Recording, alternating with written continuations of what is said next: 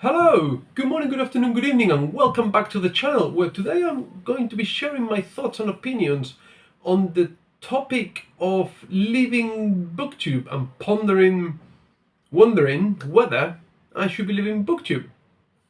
Now, the whole leaving BookTube thing seems to be a bit of a trend or something that has been going on for over a year now, so I'm a little bit late to the party, but the algorithm suggested a video by Library of a Viking, which is not a channel that I'm aware of, but I don't follow, I don't watch, and he talks about people that leave BookTube and the reasons why, and he gives a few examples, and he takes some excerpts from other people's channels and videos. So I'm gonna give my two cents worth on it. Now, something that there's a couple of recurring themes, because after I watched that video, I did a bit of a search and I spent some time looking at other people's videos on Leaving BookTube and stuff like that. So there's two things I've seen, two themes. One is that some people seem to think that they're not getting back what they're putting into the whole BookTube thing. So some people seem to have approached BookTube like as a career, as an investment, because perhaps they've seen that some people have made it big and BookTube has become their full-time job. So maybe some people have thought that would be a cool way to make a living. So I'm just going to read books, talk about them, and expect people to subscribe to my channel. I'll monetize and this and that and the other. And there was this particular girl.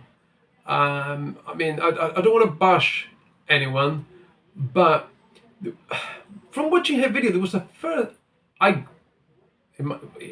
from my point of view, a first sense of entitlement, where this girl is complaining that no one cares about her opinions, that she's putting all this time into it, she's spending 20 hours a week producing videos and this and that and the other, and that no one cares about her, and that she's not getting what. She's got like almost 30,000 subscribers, 30,000, and she's been doing it for like a few years. And you know, how some people seem to arrive late to the party and they're doing better than her. And I think on the one hand, she goes like, that's okay, I'm not jealous or whatever. But on the other hand, she's complaining about the fact that some people have come after her and are doing better than her. And I'm sure she's not the only one that feels that way. But I think that there's a bit of a generation gap there. I think there's this new younger people, there's a slight sense of entitlement. Some people might come after you and do better than you. Why? Who knows? They look better, they present better, they got better opinion, they've got whatever it is, whatever the whole package is that they're doing, they could be doing it better than you. And just because you've been there for longer, doesn't mean you're entitled to jack shit. It would be like me entering a race and expecting people that started training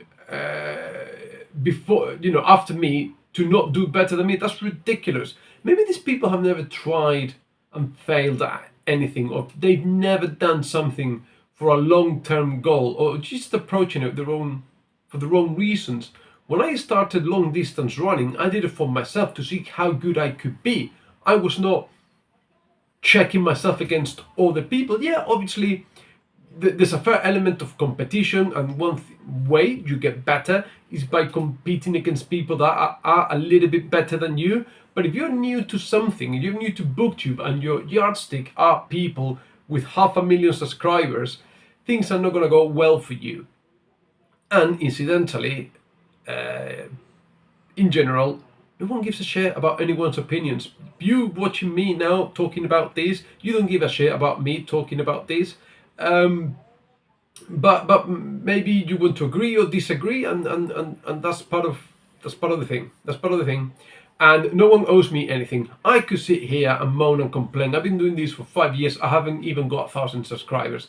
I could be looking around, complaining and moaning, and I don't, because I understand that this is a hobby. This wasn't meant to be my job. And if I wanted this to be my job, I'll be doing a pretty shit job of making it my job with just a cheapest mobile phone out there, and this rubbish lining and this presentation. I just came back from work. Really, no one owes me anything in BookTube. I'm grateful. I'm super grateful for what I'm doing, for the interactions I'm having, and that's all there is to it.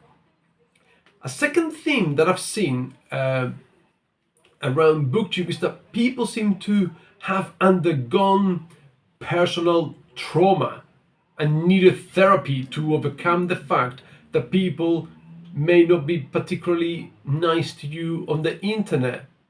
Shocking news, big revelation. Keyboard warriors hiding behind anonymity of the internet, not being nice to people because they have a different opinion. People bashing you because you think that the Wheel of Time is a piece of shit and they think it's the biggest, best thing ever. You gotta deal with that. And if you need therapy because someone calls you names on the internet, yeah, maybe this is not for you and you should be getting out. You're not cut out for this. I mean, sometimes you just gotta find the career, the job, or the hobby that you're better suited for. And if you cannot handle criticisms of people with different opinions from yours, or just someone outright being a piece of shit and calling you a nasty thing on the internet, if that sends you crumbling, that yeah, this is not for you, and you're probably a lot better moving away from it. So I think sometimes people just, we are quick in general to look at what we haven't got, and we don't do enough introspection and spend time being appreciative of the things that we actually do have. So I think there's an element of that going on as well. The other thing I have also perceived that has in the way that BookTube has affected people negatively and made them want to leave, and I get this one, but again, you have to do an exercise on emotional maturity and deal with it, is that yes, BookTube can get competitive, and and even I think this library of a Viking guy, I don't know his name, he can be a little bit hypocritical in his take. So yeah, people show off their bookcase. It seems like the bigger your bookcase and the bigger your collection and the bigger your book hauls, and the more you read a month, like it makes you a better booktuber. And some people feel the pressure to like buy books, read more books. And again, one of the other videos I was watching, this girl talking about how she's reading 40 books a month and she's reading the popular books. If you're chasing what's popular, then this is not a hobby. Again, you're trying to make it a job, and it's difficult or super difficult to turn this into a full-time job. Just reading what's popular, but again, there's a lot of people reading what's popular. Chances are doing a better job than you are about it, so why do it? And if you're reading 40 books a month, there's no chance in hell you know what you're doing. You're a speed reading, or I don't know what it is. Like to read 40 books a month, you haven't got a job, and reading is your full-time job. And again, we go back into all that sort of thing. And no, just because you read 40 books a month and you buy the latest releases and you read the most popular books, just because you do that, people don't have to give you their eyes and give you their money through their engagement in social media, YouTube. So, I think, again, and I get that. I think sometimes I have felt a little bit compelled to maybe read more or buy more. But I suppose, stages in life. Where I am at, I'm a middle-aged dad, so I've got much bigger fish to fry. I've got much bigger issues to deal with. I've got to keep my wife happy. Mission impossible. That'd be like making this a full-time job. I got my 2 kids to worry about. I've got my job. I've got my family, and this has to be an outlet and a release, and something that you derive enjoyment. And if you make it something competitive, or you feel that you're being dragged and pulled into that direction, take a step back. Take some time off. Think about why you're doing this, and for that reason, Yeah, I wish I had more followers. You know, I'm chasing that 1,000 milestone, and I can get frustrated at times, and you know, my videos get subtle views or whatever. But deep down, when I take that proverbial step back and look at the things I've managed to achieve through this channel, I am super grateful. I am really grateful to have connected with everyone over at the pagechewing.com community. Everyone there, and I'm not going to name names because I'll forget someone and it'll be doing them a disservice, but all the podcasts I've been invited to, or I've self-invited myself into, so sorry, all the people I had interactions with, and then everyone over at Buying Books that approached me and gave, you know, opened the doors, and all the fantastic conversations I've been able to have because of the channel with authors like Tim Akers and Christopher Rocchio and David Barler, the editor, you know, have been fantastic, and building a bit of a base has allowed me to reach out and interview Sandy Peterson and creator of the Call of Cthulhu role-playing game, and obviously Tim Powers, a World Fantasy Award winner, spent an hour and a half of his time talking to me for no good reason.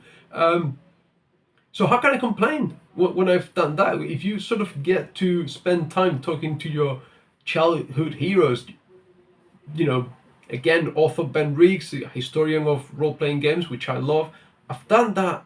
How can I sit here, honestly, hand on my heart, and rant and moan and complain that no one watches my videos, that the time I'm putting into it is not giving me the rewards that I expect, that I deserve more, that I've been doing this for 5 years, why haven't I got 100,000 subscribers? I cannot do that. Am I going to leave BookTube? Hell no. Hell to the hell no. I'm going to be here. I'm going to be doing my thing. Whatever that may be. I don't even know what the next video is going to be like. I didn't know I was going to be recording this today. So anyone, again, another thing I've seen people's comments, oh, I want to start a BookTube channel, but there's already so many people out there, what am I going to do new? I had that same thought when I started this, and you know what, it's cliche, it's corny, but it's true. You bring you, and no one else can bring you to the conversation. And let's be honest here, anyone that has had negative interactions in BookTube, I've always said this, the vast majority of the people in BookTube, they are of a higher intellectual caliber than the average. They are. Because they read books by their very nature, and they read long, chunky books. So they've got some sort of mental capacity and ability to discourse and interact. So even if someone is going to disagree with you, they're not going to be calling you names necessarily. And if they do, yeah, hey, you know, you got a platform, fight back, what the hell. All right, that's all I have for today. I'm off on holidays for a little bit.